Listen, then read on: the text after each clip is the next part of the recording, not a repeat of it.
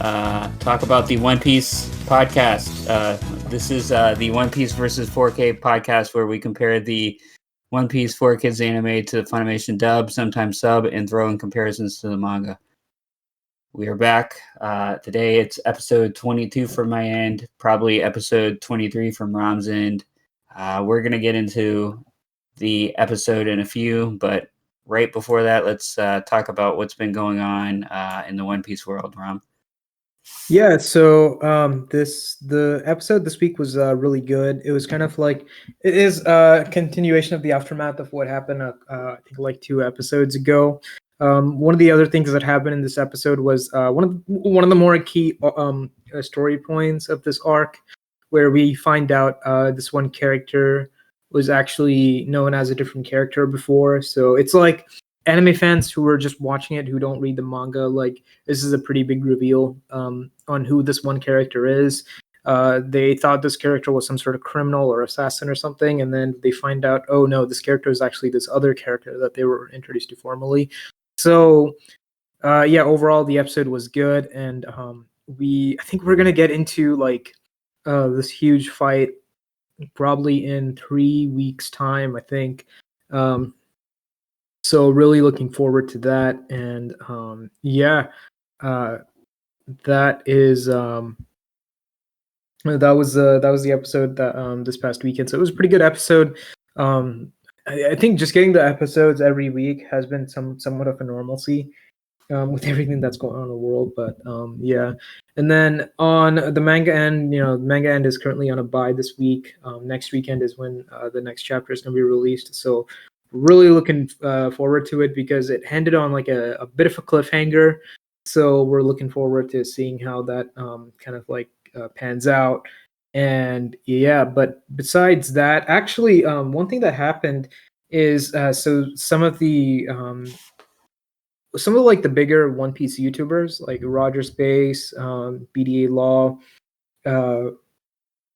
Teching 101, Grand Line Review, Mr. Morg, all those guys, they did like this thing called a reverie.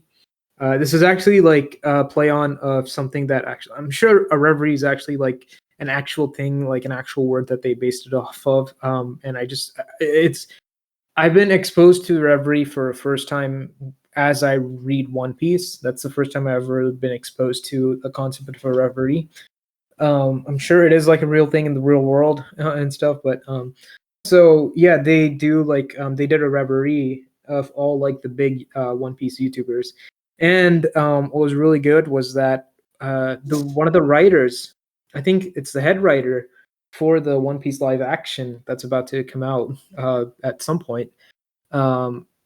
Hopefully, once everything kind of gets back to normal, once everything gets back to normal, and like they're able to kind of cast and start to scout locations and actually start to film, it'll come out. He actually joined the Reverie show, and I didn't really get to watch it too much because it was on Sunday, and I'm usually like watching football on Sundays, so I didn't really get to watch it too much. So if people are interested in that, like they should go listen. Obviously, you'll hear spoilers of One Piece of later because like all those guys there, they read the manga. So can you explain to me what a reverie is? Because I have no clue what you're talking about. So in terms of like the One Piece lore, it's basically this event that happens once every 4 years where all the kings come to Marie Joie. And the reason I'm going to mention Marie Joie is because Marie Joie is not even going to be a concept that's covered in the 4Kids version. So Marie Joie is basically, and I'm actually about to get into the whole backward thing, but basically Marie Joie is this like special holy land kind of thing where all the former kings went off to, and like all the new kings, like basically when they went out, the countries where these kings are from, they put in like a new king. And basically once every 4 years, all the current kings, they all meet at this Marie Joie, they all meet at this holy land in like a government fashion where they discuss big topic that's going on in the world. Oh, so that they're just doing a reverie amongst the community. Yeah, basically, like they just got pretty much all the. I mean, they're not kings of like that, but they're like they're the most popular like One Piece YouTubers and stuff. So they just kind of like did a big talk where they all came in and they all just talked about like latest stuff that's happened on One Piece. They especially talked about how like Oda talked about the 5 year thing. That was something that they talked about. And yeah, they talked about it. They had in Matt Bass. This was something that they were planning for a long time. Rogers Base, he has like a lot of connections to a lot of things. He has like connections with Viz, who do the translations, and they release. So I guess he has somewhat of a connection to Shonen. I'm not sure that he has any connections to Ichiro Oda, the creator of One Piece, but Matt Best actually, I think his name is Matt Best. I actually forgot, but it was like Matt. He actually did meet Oda, and he and Oda they had dinner and stuff, and like Oda trusts him to make the live action good because this is like his life's work. So yeah, it was a. I guess it's like an interesting thing because they discuss a lot of things like the So 5 are they year. making the live action movie about the first arc? Yeah, they'll be doing the live action on the first arc, and some of the leak script shows characters from the second arc. I don't know if they want to do that because the first arc is so it's filled with a lot, but it's something we'll see. If they do want to do maybe the first arc and a good portion of the second arc, I guess I could see it, but I think there's so much just in the first arc that I think they should just focus on just the first arc. So this is actually something I could watch when it comes out, Yes. Well, unless they cover um, the second arc. But yeah, I think yeah, no, I think by the time this one, yeah, I think by the time this episode, the live action stuff comes in, I think we'll be past the first arc. So yeah, I think yeah, you'll be able to watch it and enjoy it, yeah, and you'll like know of everything that's going on. awesome. Hopefully they incorporate some of the wonderful Four Kids things. Hopefully they do away with that funeral. That sounded awful. Yeah, I mean, I mean, Matt actually did talk about the Four Kids one in the Reverie too. So if you love the Four Kids one, maybe don't listen to that. maybe just imagine that he doesn't say what he said about the Four Kids. Well, I'm just disappointed he didn't invite us because we are the number one Four Kids One Piece podcast in 2020. I think I can safely say that we are the number one Four Kids One Piece podcast in the year 2020. Yeah, I mean, we've made the most content about the One Piece Four Kids in 2020, and possibly I think we'd be safe enough to say we'd made the most amount of Four Kids content in the last 2 years already. Yeah, so we're really ahead of the game. Yeah. So anything else going on with you? Nothing too much. Just kind of like going through a little more Red Dead, this weekend, but yeah, nothing too much. I think it's just, yeah, it's just election cycle was kind of coming close to an end. Like elections coming out in a few weeks. I'll be voting early, so I won't really have to wait till election day. But I'm guessing you'll probably do that too. I'm voting by mail. Oh, right, Controversial, right, but yeah, true. I don't want to die. But yeah, I don't. I still apparently we're supposed to start getting the ballots from the 15th onwards. I still haven't received mine. I spoke to a friend at work. He still hasn't received his either. But hopefully it comes sometime soon. Did you guys get that form to like the request form, ballot request form? My wife did. I didn't. I had. So it's kind of funny what happened. I printed them out myself, and then I mailed them. I mailed the request in for the ballots, and then like 2 days later, Laura got a request form that was like already pre-filled out, pretty much in the mail for her to send in, and I actually already had like postage on it, I think, or whatever. Um, but yeah, she got one. I didn't. I never got it. So I guess it was good that we already filled it out and requested for the ballot beforehand. Yeah, I think I got two, and I think I just have them lying around because like I'm gonna vote in person, so I don't really know what to do with these ballot request forms. Maybe I'll throw them in like a fire or something. Well, you should do both. I'm just kidding. Well, you should do both only if you're conservative. Yeah, true. Yeah. So yeah. So what's been going on with you? What's been going on over the weekend? Yeah. So this past weekend, I just played more. I think I talked about this game a couple episodes ago. I played more Phantasy Star Online 2. I just like I got to the next chapter or the next episode in the game. There's like 70 something like missions that you have to do. And luckily, out of those 70 missions, 60 of them are just dialogue that you can actually skip through. But what's really annoying about it is you have to actually go into the missions and then load in and then hit skip. So I was doing that because I want to try to level my character up. And then all while I was doing that, I was listening to some gaming podcasts that I have been trying to catch up on. So now I'm finally caught up on all my podcasts.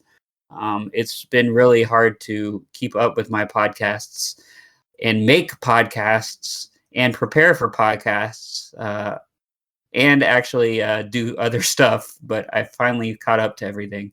So yeah, Very hectic schedule, man. I know. I just really miss. I honestly really miss the drive to and from work.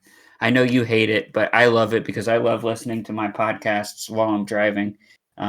Like I don't have too much time while I'm at work because there's a bunch of meetings in between, and then sometimes I just like really need to focus. So Yeah, I mean, for me, it's like the commute to work it was like 400 is just a different beast. Like going down 400 south. oh, dude, I loved it. Morning. I I don't know. actually didn't. I like my new route better, but yeah. It was just with 400. If I start at maybe like 6 or 7, it's fine. If I start around 8 or 9, it's not. Yeah. So it's like when I would leave around like 9:30, 9:45 or 10, like it's like I zoom through traffic, it's like whatever. But it's like in the evenings on the way back home, it's such a pain. But like my new work isn't anywhere near like I don't need to take 400 unless I want to. Like I can just take the inside roads and it's like 10 minutes inside Mhm. roads or on 400. On 400 I may like cut it to like 8 minutes, whereas like inside roads it would take me 10 minutes, so it's not really that bad. And so in when we eventually do go back to the office, I won't mind going my commute because it'll be really quick. I'm actually more excited about the commute back homes because it's like when at my last job when I would leave at like 5, I'm stuck in traffic till like I get home around 6:30 or something, you know. But at my new place, if I leave at 5, I can get back home by 5:15. Yeah. My my commute to home was always way longer because there's at my work it sometimes there was traffic getting out of my work because so many people work there that it would take about 30 minutes to just get out of my building area. So yeah, that was fun. Um, but yeah, I guess we should get into this episode. So like I said earlier, my episode number is episode 22. The red-footed pirate is the episode's name. For me, it was protect Baratier, the great pirate Redfoot Zeph. Got it. Wow.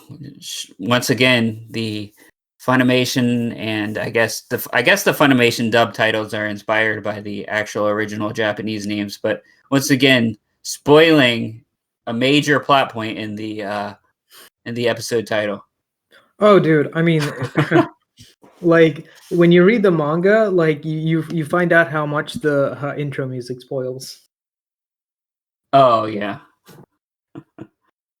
Like it's insane. Like when since I am reading the manga now, like before I didn't, but now that I do read the manga, I'm reading the manga and I'm watching like the intro music on the new arc, and I'm like, why are they showing this? Like this isn't going to be something that happens for like another 50 episodes. Why are they showing this in the thing? And I'm like, man, these things really spoil. And I thought this was something new. No, this has been happening for like a long time because as I'm like starting to rewatch a lot of the older episodes, I am watching like the intro music. I'm like, this person is not part of the crew. Why are they showing them in the intro as part of the crew? So it's like, yeah. So yeah, but yeah. So it's like not just the title, but also the music and the intro. But yeah, go ahead. Yeah. So yeah, my episode starts off with Zeph telling his men not to be scared because they went so not to be scared of Krieg's crew because they went to the Grand Line and left us scared cowards. One of the chefs asked Zeph how he could call Krieg a coward, and Krieg says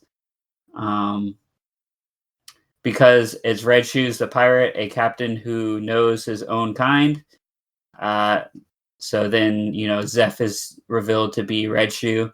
Red Shoe Zeph says he's not pretending, as he had a brand new life. He's, started a brand new life, and this is the choice he's made. Krieg laughs and says his days as a pirate were cut short, and without his real leg, he lost his most devastating weapon. Krieg then goes on to tell a little bit of Zeph's backstory, says that Zeph was a master of the kick, and he could smash through bedrock and his enemies, which would dye his shoes red, hence the name Red Shoes. And then he says, one day there was a rumor he met his demise far away at sea, and the only thing that really met its demise was his leg. Zeph then goes on to say that he can't use his legs anymore, but with his hands, he can whip up a mean omelet. So I guess one thing I forgot to say. So the identity of Zeph, or like him bringing out the meals, that happened to you at the end of last episode, right? Yes. It sort of happened to me at the start of this episode. So I guess the four kids got a little ahead in that aspect. But yeah, so basically, yeah, so far everything is pretty much about the same.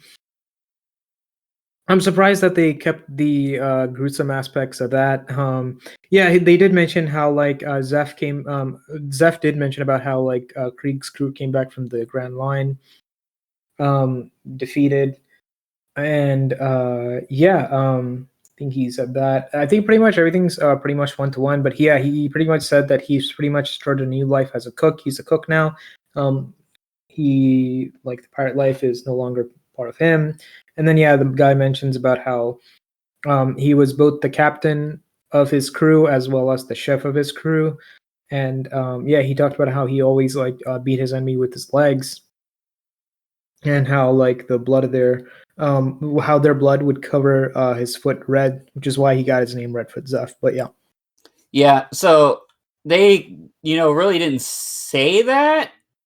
They didn't flat out say it, but they pretty much damn implied it, because they said his feet would smash through bedrock and his enemies, which would dye his shoes red. So yeah. So they pretty much implied it. But yeah. So anyways, Krieg then says he heard another rumor that he went to the Grand Line and came back unscathed with a logbook, and that's what he's here for. Zeph says he won't desecrate his men's memories by giving it to him. Krieg then says they did actually come back from the Grand Line, but they didn't come back from fear, but it was because they didn't know how to deal with the things out there. He says the logbook will be the greatest. He says with the logbook, he will become the greatest pirate of all time. then which Luffy proclaims they better hold up because he someday will become king of the pirates. Krieg and Luffy then start to argue, and Krieg becomes pissed and says even his 5,000 men were crushed to bits in 8 days. So as far as that, so far everything is lining up. It was 7 days. He mentions how like his crew was defeated in 7 days. He mentions how like he had the crew, he had the weapons. He talked about how he just needed the knowledge, and he talked about how he had the knowledge. Like with Zeph's logbook, he'll have the knowledge, but Zeph's like, no, it's his memories of his pirating life and his pirate crew members and stuff. He wouldn't give it to him. And he talks about, he yells about how he and his crew got defeated in 7 days. Krieg did, but yeah. So far, yeah, everything's pretty much lined up. It wasn't 8 days; it was 7 days in the Funimation dub. But yeah. Got it. Then Krieg says the waters are as unforgiving to pirates as much as he will be to Luffy.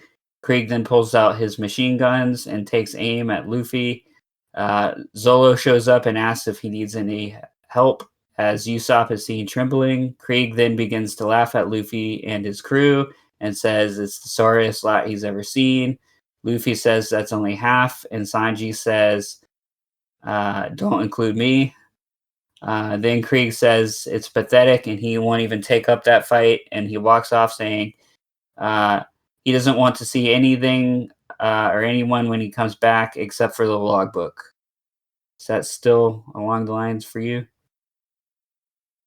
Yeah, so basically Zoro and Usopp start kind of walking down, and Zoro asks Luffy, hey, do you need help? Luffy's like, no, I got it. And then he makes fun of his crew, and then Luffy's like, I have 2 more. And then Sanji's like, hey, don't include me. And then Yeah, okay. So next scene, we cut back to Johnny and Yosaku. At this point I had almost totally forgotten about them.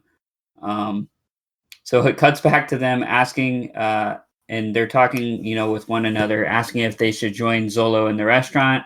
As Yosaku tells him to calm down, and that they shouldn't ask, bother Nami about anything because she's busy reading like a goddess. And then all of a sudden he accidentally trips and falls down on top of Johnny and kisses him.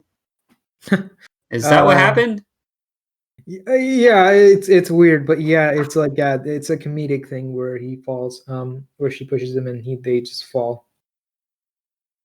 Wait, so she pushes him? She pushes him back. It'll all kind of make sense later on when they give the full recap. No, it really doesn't. Yeah, this is just a partial recap. What's happening right now? No, but there's a recap of what happens at the end, and it doesn't even. Anyways, we can cover it when we get to the end of the episode.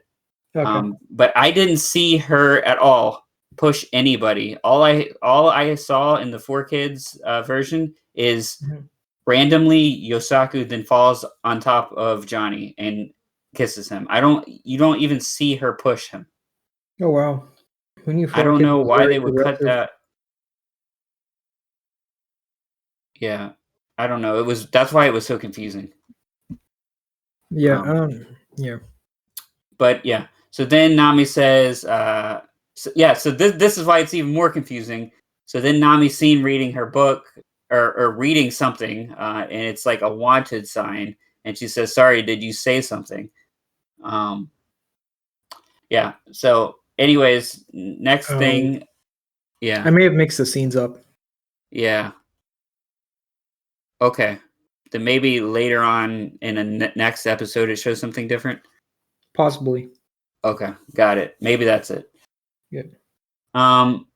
So then next we see Gin at the Barati asking Sanji for forgiveness, as Zeph says it's not Gin's fault, nor is it Sanji's, that none of them have ever felt the true pains of hunger rumbled through their bodies, and Gin was just doing his duty to his crew.